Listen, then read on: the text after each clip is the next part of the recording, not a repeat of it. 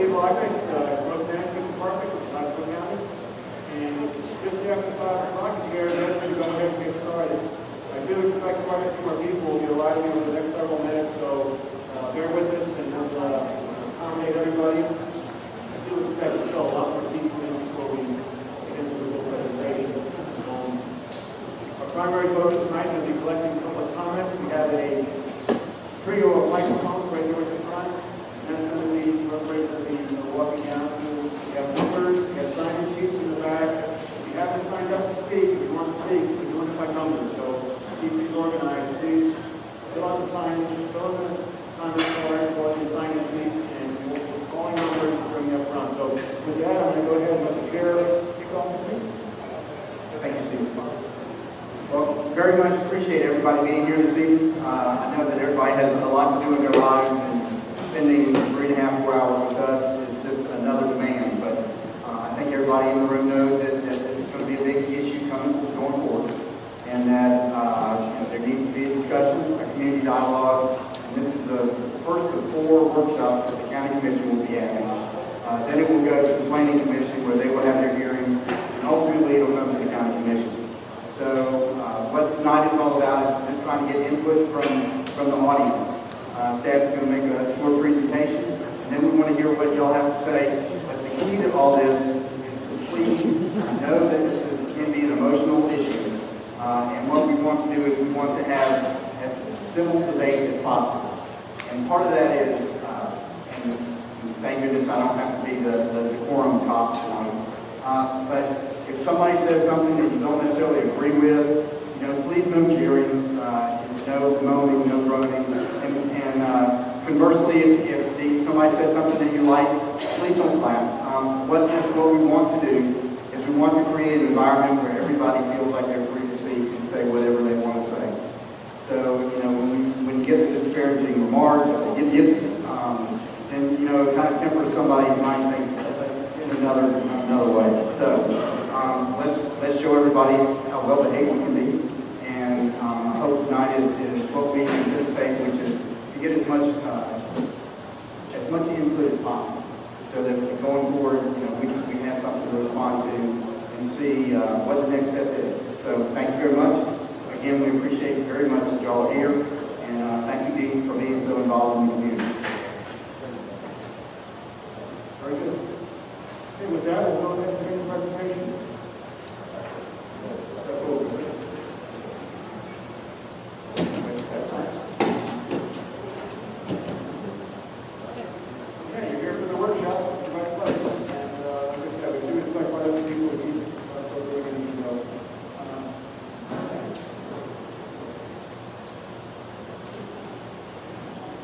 This is just a very cursory presentation tonight.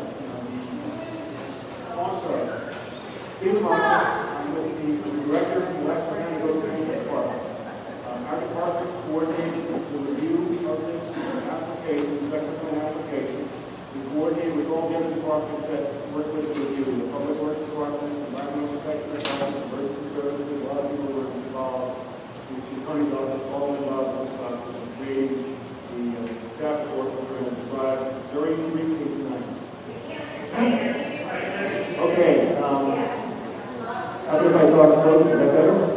How about go close? And I'm using the microphone. Who's right first? Mark. Okay.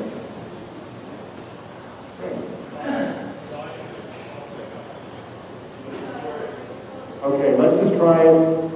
Gosh, I wish I could do it without a mic. There's another mic, another system.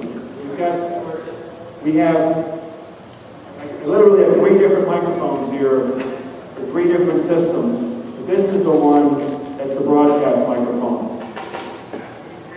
And I will make an effort to speak slowly and clearly and maybe a little more loudly, and perhaps that'll work. It sounds almost too loud, but I'll let somebody else worry about that.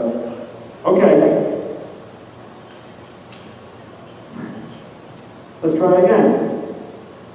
The workshop agenda tonight is simple. I'm going to briefly describe some of the key principles of our comprehensive plan, the topic of which everything revolves around, because ultimately The proposal is for a sector plan, which is a modification, an amendment to the Alachua County Comprehensive Plan. And I'm going to give an overview of what is a very extensive staff report. It's 138 pages of text plus attachments, and it's a lot of effort by Alachua County staff. Missy Daniel, the senior planner on our staff, was the primary author, compiler of the staff report. She coordinated the efforts of many other staff members to put together what we hope to be a reasonably helpful staff report for everybody to understand some of the ideas and principles that we're dealing with this application. Our primary focus tonight, though, is going to be public comments. And as soon as I finish this, hopefully brief presentation, we're going to have people by number come to these microphones and offer your public comments or questions. And staff's going to be taking a lot of notes. Clearly, we're recording this meeting, and we're going to have that to reference also. Let's go ahead. We distributed some guidelines as you walked in, and we wish to have every speaker fill out a comment card. One person, one number, very simple. Everybody will be given an opportunity to speak as much as time allows. Now, this is not a county building, and we do have to be out of this room, lock the doors by 9 o'clock. So we're going to cut it off at 8:30, and if you don't get a chance to speak this evening, there'll be 3 other workshops coming up, or you can give us written comments, or you can email comments to Alachua County Growth Management. We'll take it any way that works for you. You can also call staff. Our purpose tonight is to provide clarification, information. It's not to make any decision. Now, the county commission is in attendance. They're scattered through the room here, and they are certainly here to listen and to hear your comments. But each of the commissioners tonight will be listening rather than speaking. Now, the first 2 workshops will be the same format. This one and the one at the Eastside High School. But the second 2 workshops will be the county commission meetings, and those will be more like a traditional county commission meeting with the commissioners at the front of the room and discussing and asking questions of staff. More in-depth, more conversation about some of the technical aspects of the report. And so let's talk about the comp plan.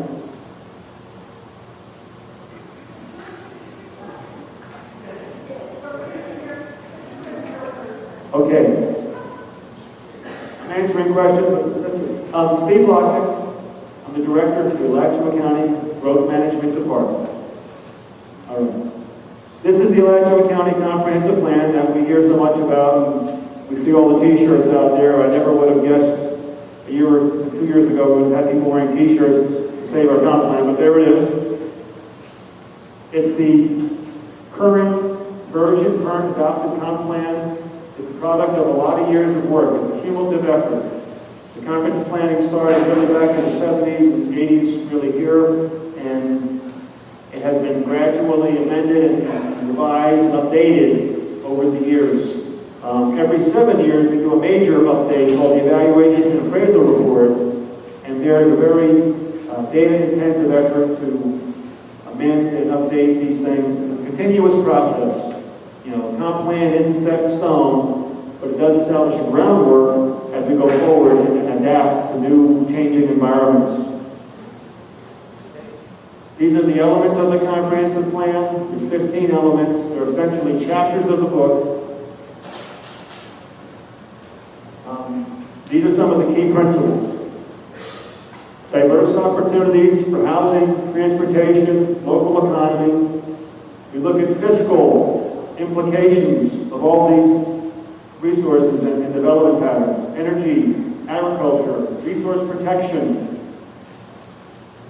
Our comprehensive plan in Alachua County has been promoting the concept of compact mixed-use development.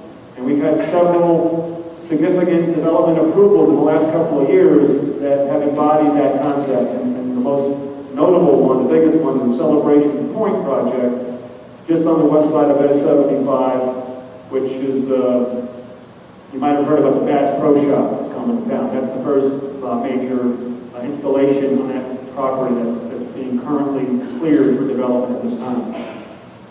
Healthy communities, the way you design a community is a factor in people's health, being more walkable, more accessible, more multimodal is an important consideration in designing communities. And discouraging sprawl. I'm going to talk more about what sprawl is and why that's a concern. Like I said, the evaluation and appraisal process is data intensive. Staff spends the better part of 2 years actually in a process every 7 years to prepare and do documentation, to evaluate the land uses, look at the population trends, to look at state statutes that change every year. And ultimately it concludes in a major comp plan amendment. That's where we do this big update every so many years. Now we do smaller updates from time to time as things come along, but for the most part, the big evaluation is that once every 7 years with the EAR, evaluation appraisal report. This is an example of the type of data and information that we would evaluate. These are population trends. These come from the Office of Economic Demographic Research at the University of Florida, coincidentally. And what you see is a projection to the year 2040. And the top line is the entire county. You can see we're sitting at 248. We expect to be at 305 at that time. And of particular interest to Alachua County is this line. This is the unincorporated area of the county. Right now we're sitting at 99,000. We'll go out to 122,000. You can't see those numbers, I know. But the point is that we take account of these projections when we evaluate the established land uses in the county. And the current estimates of what's available for development in our urban cluster areas, I'll talk about in a minute, is that we have capacity, we have room to grow, we have land available with land use and zoning in place that will easily accommodate the projected growth through 2040. There was much discussion around this application about the issue about industrial lands, and once again, we have an inventory. And what you see is, by jurisdiction, all the municipalities of Alachua County, how many acres are designated for industrial and how many are unbuilt, how many are vacant at this time and available. These are properties that have land use and zoning in place. They're in the municipalities, they're on the roads, they have water and sewer for the most part accessible to them. And if a company or somebody wanted to locate here tomorrow, they could find sites in any one of these locations. There's 4,500 acres of industrial land currently available for development in Alachua County. This is my, I guess, teachable moment for planning tonight. What is sprawl? I know we hear a lot about it. There's a state definition. It's multi-parts. It's somewhat complicated. There's a full analysis of that state definition with respect to this sector plan in the staff report that's been circulated.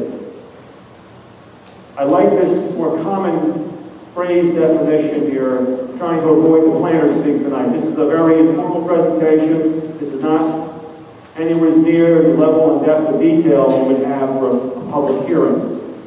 So here we have sprawl that is generally defined as increased development in a suburban or rural area outside of the respective urban centers. It is sometimes accompanied by a lack of development or redevelopment or reuse in those established centers. So if you develop outside of your primary focus area, the inference is you take something away from the areas within, and you change your focus, if you would.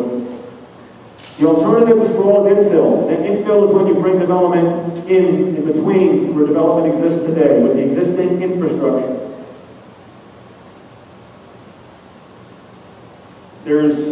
Everything has a cost, and sprawl as a development pattern has a cost. If you develop in an area without facilities, you need to extend roads, you need to extend your transit service, you need to extend all of your emergency services. You have to cover a greater area. than you cover today if you expand out into a undeveloped area.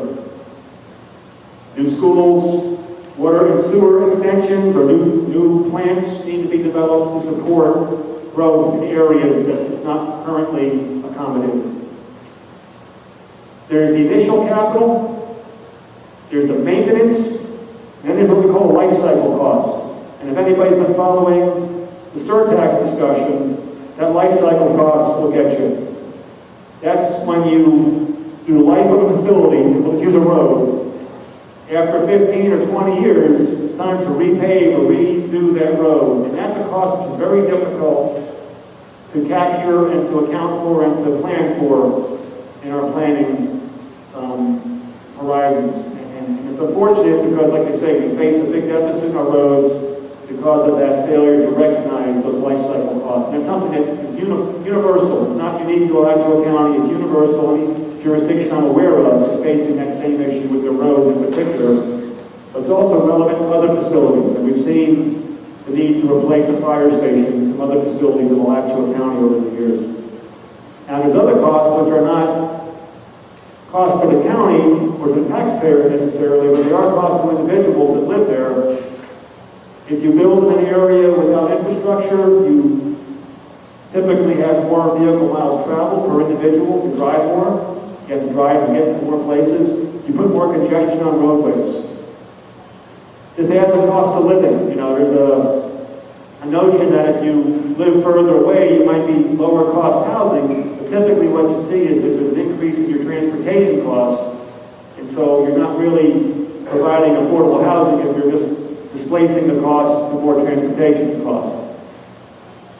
This means more energy consumption, more air pollution, more health impacts, and also impacts to natural resources that would not otherwise be necessarily impacted if not for that sprawl development. How do you control for sprawl? You establish an urban cluster.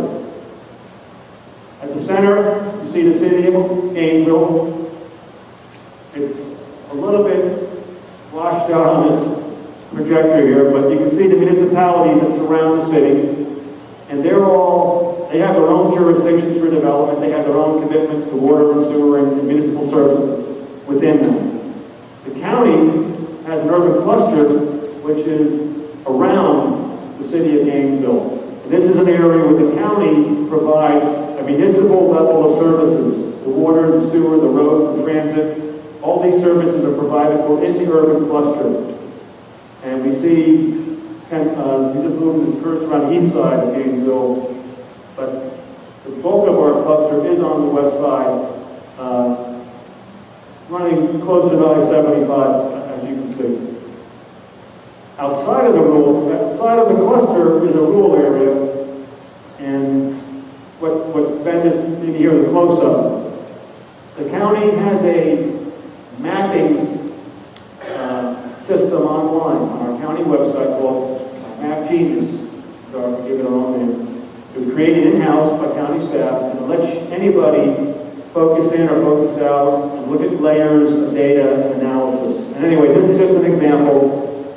I just focused down on that future land use map, and what you see is Noonan's Lake at the center of the universe here.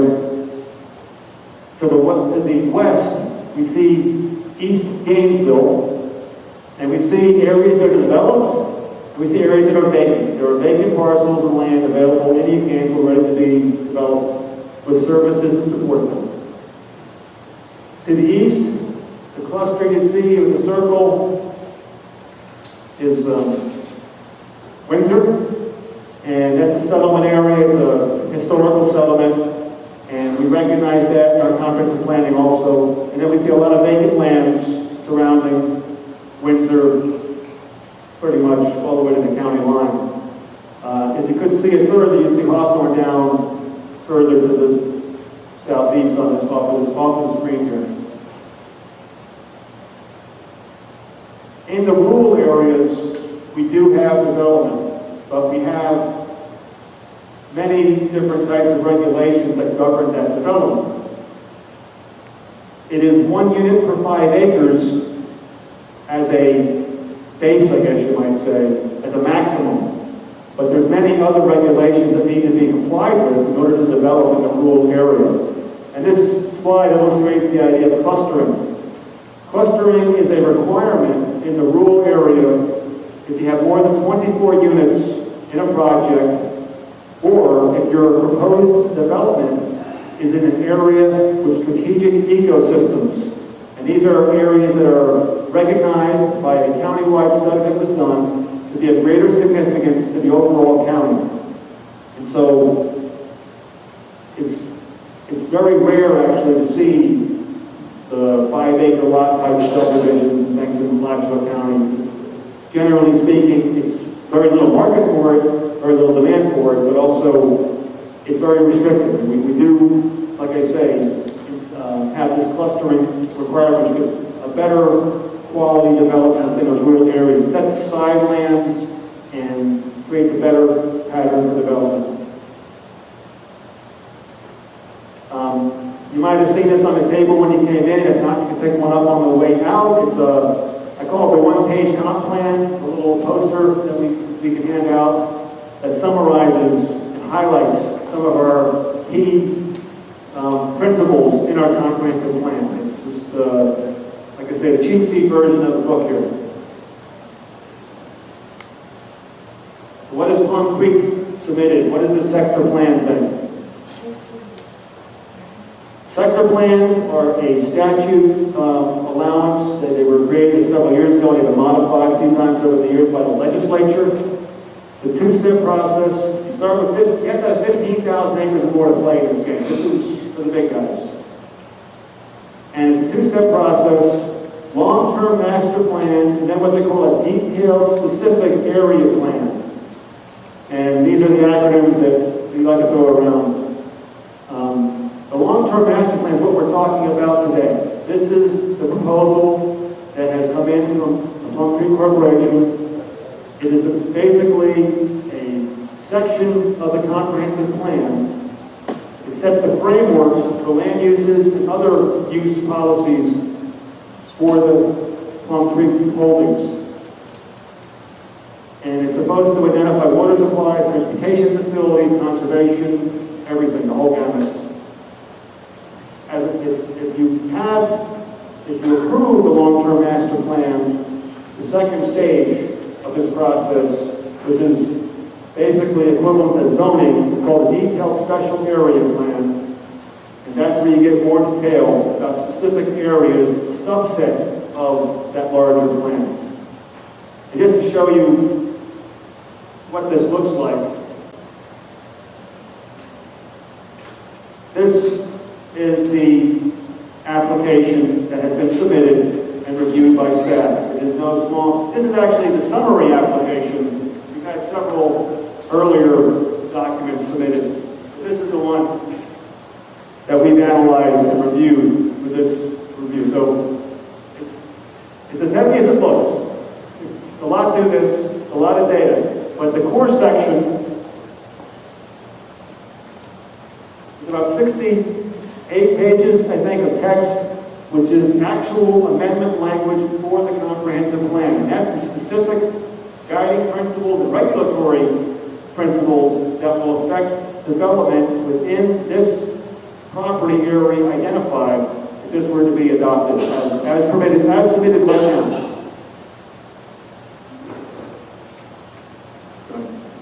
Just a couple of quick excerpts I took from the applicant, just to illustrate. I think many of you probably have attended some of the many workshops and community meetings that have been hosted by Plum Creek. They have done an extraordinary job beyond anything I've ever seen.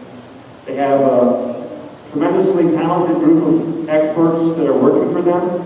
They have it's overwhelming, the staff and everybody to see something of this magnitude, but there it is. They have 65,000 acres in Alachua County, 60,000 acres if you exclude the parts that are within the city limits of either Gainesville or Hawthorn.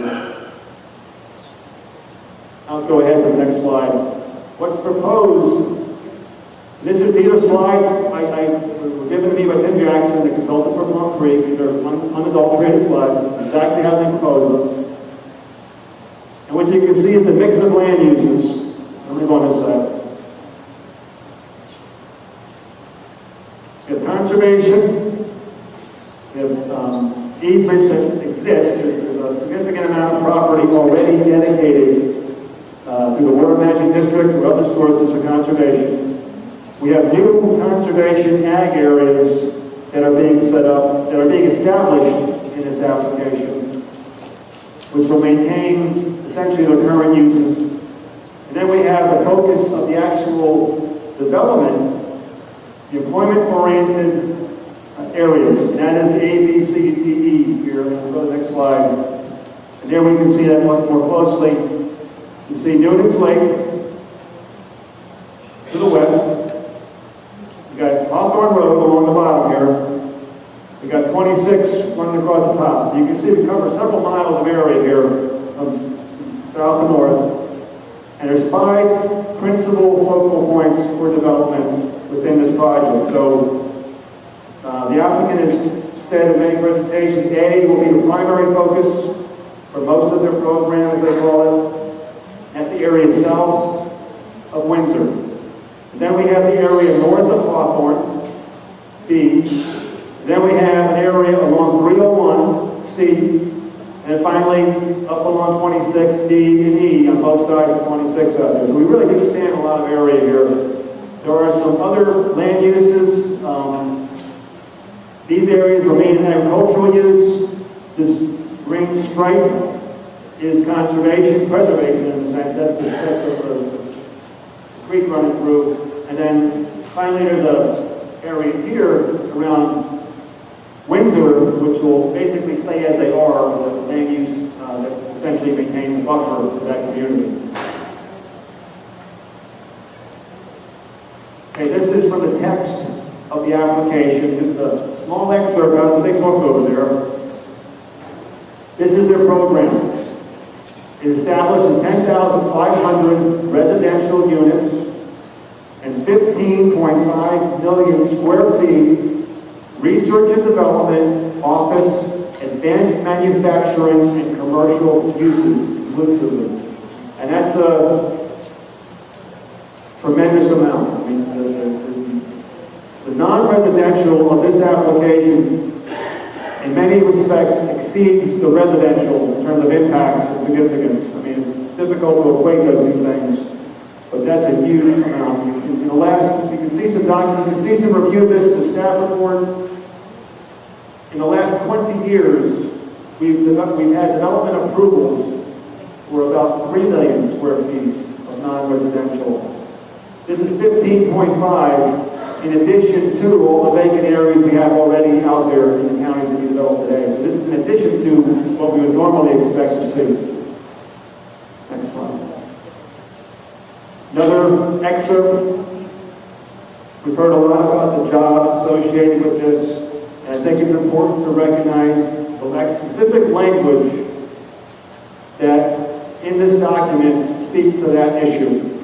And basically, it's an assumption of the number of employees based on the square footages of development approved within each of the development special areas. So, after funding, there's still a thing about except for the Hawthorn Reserves, that's kind of left out of that, but the initial fund, after the first 5 years of commencement of vertical construction, so until the first building is built, nothing happens. And that could be a couple of years, it could be more. I mean, there's no real date or deadline when construction would begin for this project. We're way ahead of actual construction. But after they commence vertical construction, after 5 years, there would be a review to confirm or to verify if those square footages of development match the numbers of residential units. And if it's found to be deficient, then in the next detailed special area plan, you basically address that issue. So I just want to be very clear, it's a very important commitment on the part of the applicant, but this is how it is enforced and how it's upheld. I mean, it can go very much askew in the first few years of development, but hopefully in several more years we pull back together or not. It's hard to predict how these developments happen. It's going to depend on which developers step up first in terms of taking on the development rights on these properties. You know, Plum Creek is requesting entitlements on property. Plum Creek, I think, has made it clear in some responses I've seen that they're not planning to develop the property. They're planning on having others develop it. It's difficult to predict who, when, and how. Development doesn't happen in little pieces over gradual time. It generally happens in big chunks, like the Celebration Point project. It's difficult because of economies of scale to do gradual development. You got to do, if you're going to do a big residential development, you got to have water, you got to have sewer, you got to have your fire, you got to have roads. I mean, you can't just do a few units at a time. You got to do a lot. And I think that's important to recognize. It's not going to happen gradually, as we've seen in some of the representations. So what's in the staff report? The recommendation for denial, and I know I expect more people here actually to say something about that, but okay. It's detailed. Staff was very thoughtful and careful to try to do a fair evaluation of the application and present reasonable cases for why we came to these conclusions. And it's multifaceted. We looked at very many different aspects of the project and broke them down, and that was our recommendation. The staff report's available online, and if for some reason you can't access it online, we can probably get you a copy. But I do recommend anybody who is really sincerely interested in this to take some time to at least look at parts of the staff report, get some sense of some of the issues. The major issues is the incompatibility of the proposed urban uses with the surrounding rural areas. Just as an example, I'm sure there's a few people here that call their office and say, hey, I live out there because I don't want to live in the city. I don't want a city next door. And however you articulated that, that was kind of the gist of it. And it's true, I mean, there is a disconnect between some of the intensity of uses and some of the existing uses in those areas. There's issues about the protection of natural resources.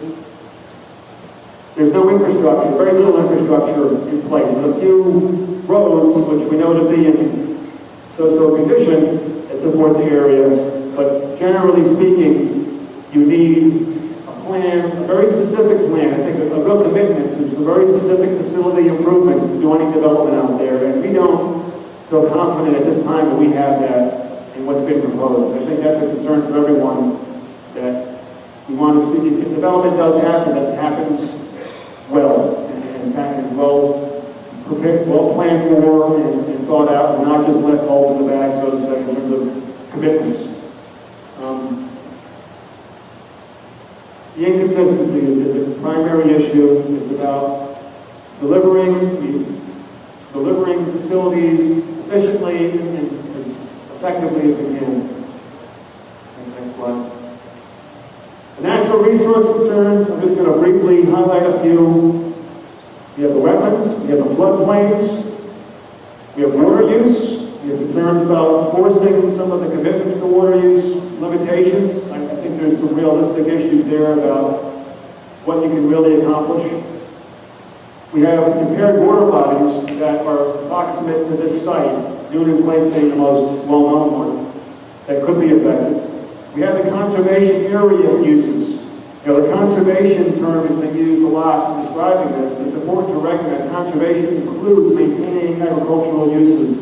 In this case, most of the agricultural use is silviculture, the raising of trees, the primary business of the Plum Creek Corporation. So the conservation enters into the equation. In fact, they'll be taking the development rights off of that property, so no longer in the future could it be developed.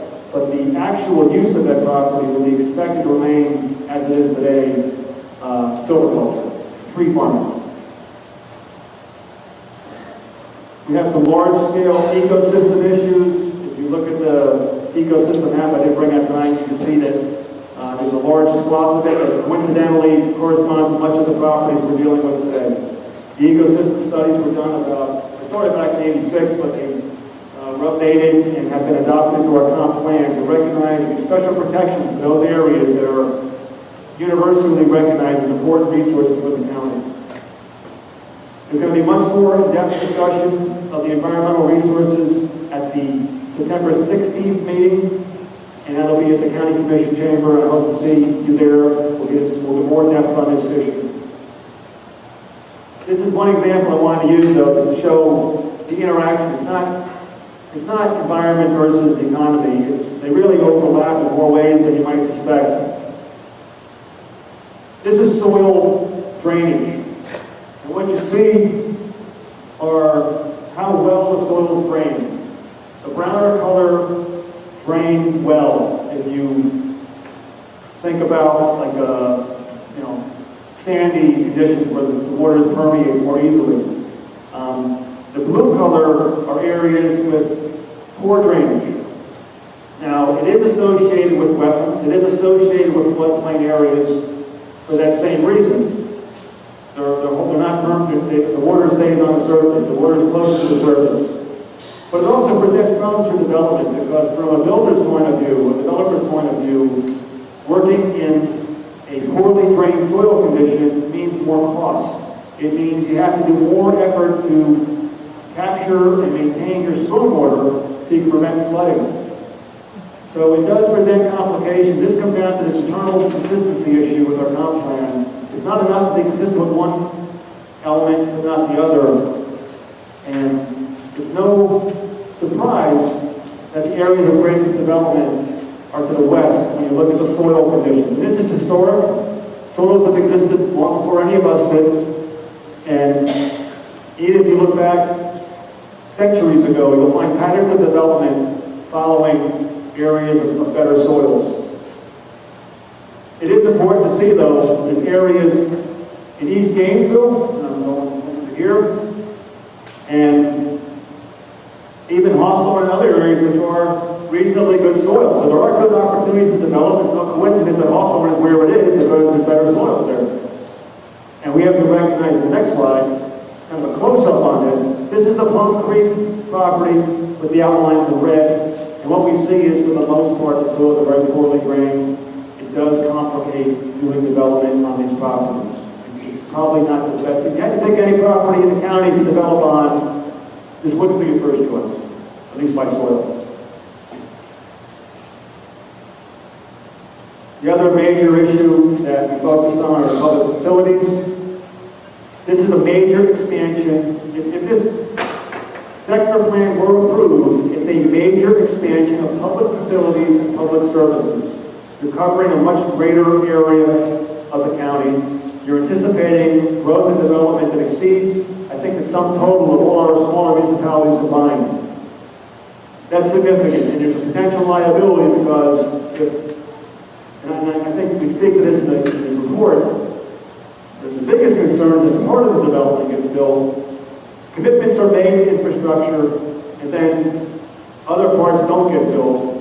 Now you've got yourself hanging out there with this spread out, expensive, difficult to maintain infrastructure, and you have less than you might have expected to maintain that infrastructure. We know the cost of things is going up, it doesn't go down, roads being our best example locally. There's transportation impacts. We're going to have more discussion of this issue. Jeff Hayes is here, and we're going to talk about that on September 22nd to explain in more detail which roads we expect to see the congestion problems, which roads need to be expanded in order to accommodate, which could be very significant growth. Again, 15.5 million square feet of non-residential uses. Butler Plaza is like 1.5 million, just to give you an example of comparison. So what's next? After the 4 workshops, staff's going to gather more information. We do expect the applicant will probably want to offer some more information to staff. We're going to be listening to the public comments tonight. We're going to have, and then after we do that, there'll be another revised staff report bringing in the additional information from whatever sources we find it. And we'll schedule public hearings, first with the local planning agency, also with the planning commission, and then with the county commission. And the consideration there is for transmittal to the State Department of Economic Opportunity, Tallahassee, where it gets reviewed by other state agencies, and then we get to hear their comments and concerns.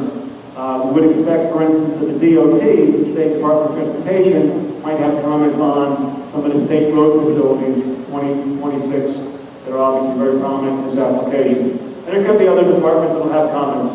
And then finally, with those comments in hand, it'll come back to the county commission for consideration and final adoption. So transmittal is a step along the way. It can end there or it can go on, but the real step is the adoption step. And that's really what sets you up for what would then be the special plan, the DSAP, is the zoning plan for those areas. But really, without having this adopted, it ends there. Anyway. Now it's time for public comments. I'll remind everyone again to take a look at the guidelines we handed out. We're recording everything, staff's taking notes, we have several staff people in attendance in different departments here. I think we're going to be okay. I really anticipated more people speaking than we had time tonight, but given that the crowd is less than some people thought, hopefully we'll get everybody a chance to speak. And certainly we welcome everybody to the future workshops. Eastside High School will be the exact same presentation I gave tonight, so if you found this boring, well, no, I'm sorry, but don't put yourself through it twice. But certainly welcome to attend. We encourage people. I expect to have more people attend that meeting. I think some people will hold back to that meeting. At least that's my hope, that we get more people involved. But I know there's so much discussion of this in the public.